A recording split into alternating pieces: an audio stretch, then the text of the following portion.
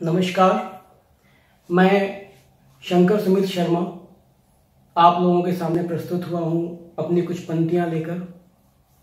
इन पंक्तियों का भाव कुछ ऐसा है, जब किसी की अंतिम यात्रा हो जो उसके गुजर जाने के बाद होती है, तो उसमें कई लोगों का आना, कई रस्मों रिवाज होना, उन रिवाजों पे अटकलें, और किसी के चले जाने के बाद आम धारणा उस आदमी के लिए बहुत अच्छा हो जाना। मतलब ऐसा कहते हैं किसी के चले जाने के बाद सभी उसे बहुत अच्छा मानने लग जाते हैं। और रोना, किसी के मन में कुछ सवाल होते हैं जो वो उस मृत शरीर को देखकर पूछना चाहता है। तरह तरह के लोग मिलते हैं, तरह तरह की बातें होती हैं। लेकिन इस बीच में जो चला गया, अगर वो हो तो वो क्या सोच रहा होता है, या उसके जीवन का जो चक्र जो खत्म हो चुका, जो पार्ट उसने प्ले किया, उसका सार क्या निकलता है, वो क्या सोच सकता है। बस इसी पे सारी भावना और यही सारा सार है इस कविता का। गौर फरमाइएगा।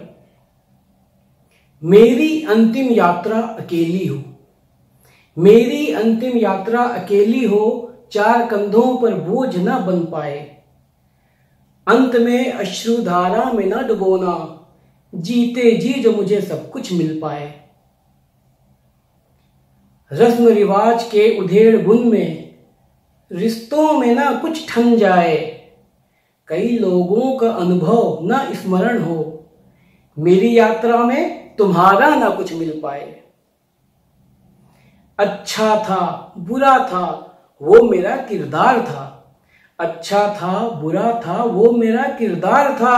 अब क्या शेष पर्दा जो गिर जाए।